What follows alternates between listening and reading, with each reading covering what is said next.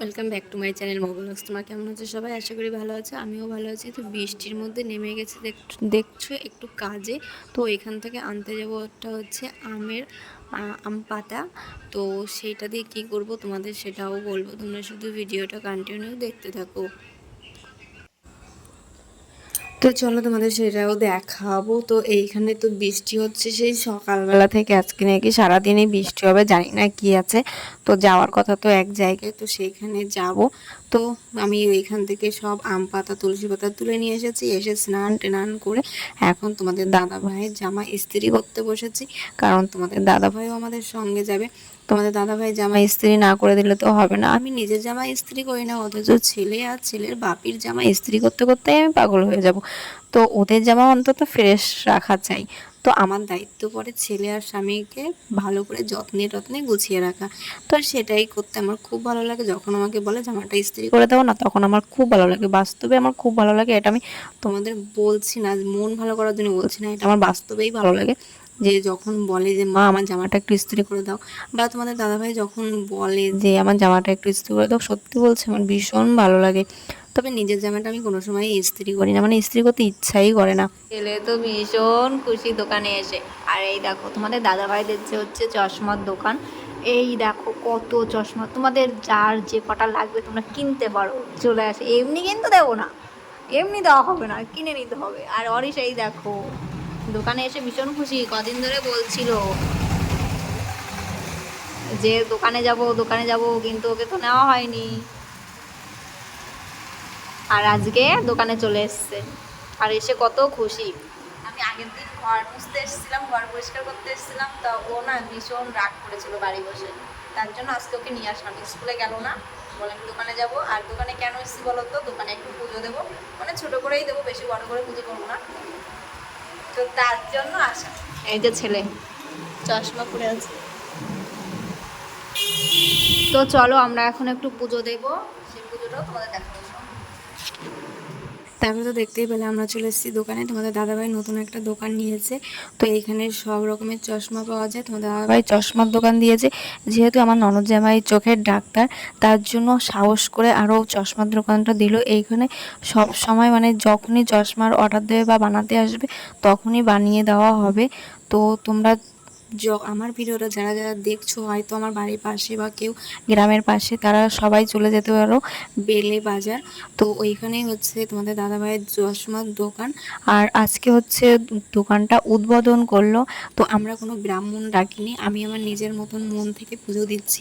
কারণ ব্রাহ্মণের ভরসা আমরা করি না। তোমরা বাড়িতেও দেখেছো যে মা যখন পুজো দেয় তখন আমরা পাঁচালি পরেই পুজো দেওয়া হয়। তো তার জন্য আমরা দোকানে উদ্বোধনের সময় আমি কোনো ব্রাহ্মণ ডাকিনি, আমি আমার মন থেকে ডেকে আমি পুজো দিচ্ছি। তো এই দেখো এখানে রয়েছে একটা গণেশ ঠাকুর আর হচ্ছে শিব ঠাকুর। কারণ তোমার দাদাভাই শিব ঠাকুরকে প্রচণ্ড পরিমাণে মানে, আর গণেশ ঠাকুর তো সবসময় দোকানে থাকে, তার জন্য এখানে গণেশ ঠাকুর আর শিব ঠাকুরকে বসানো হয়েছে। তারপর আমি এখানে পুজো দিতে শুরু করেছি।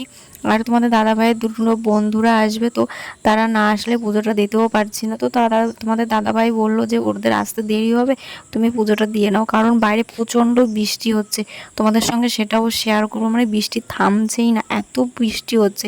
তো আমরা যখন বাইকে আসি তখন ঝিরে ঝিরে বৃষ্টি হচ্ছিল, তখন আমরা কি বলে ওড়না মাথায় দিয়ে তারপরে এসেছিলাম।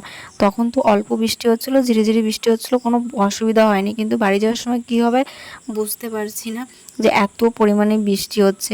তো এইখানে তো আমি সব কিছু আস্তে আস্তে করে গুছিয়ে টুছিয়ে তারপরে প্রসাদ দিচ্ছি। এখন বাইরে কটা দাদা এসছে, সেই দাদাদের প্রসাদ দিচ্ছিলাম।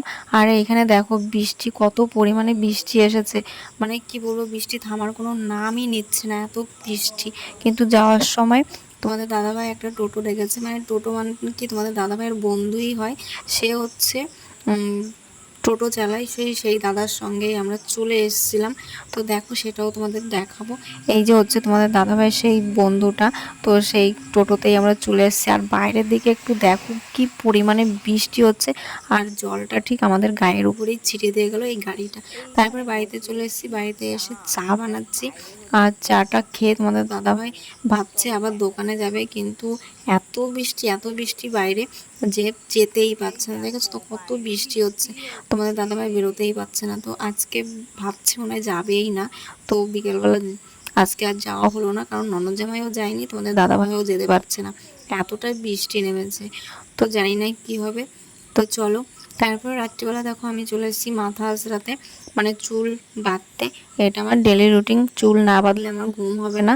তো খাওয়া দাওয়ার পরে আমি চুল বাঁধতে এসেছি। আমার বাজে একটা অভ্যাস, সন্ধ্যার সময় বেঁধে রাখলে ভালো হয়, কিন্তু আমার অভ্যাস হয়ে গেছে খাওয়া দাওয়ার পরে আমি চুলটা বাঁধি।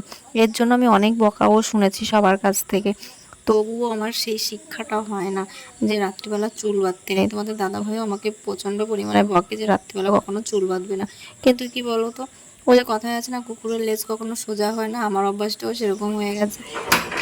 এত বড় ছেলে এখনো ভয় পায়, এখনো ভয় পায়। এই তাড়াতাড়ি চলো, তাড়াতাড়ি চলো, বাথরুমে যাবে তাও ভয় পাচ্ছে। দাও কতগুলো লাইট জ্বালালো, কি লোক সত্যি।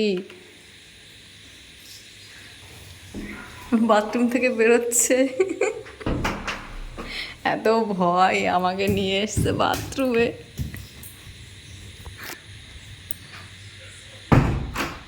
এই দরজা খুলো।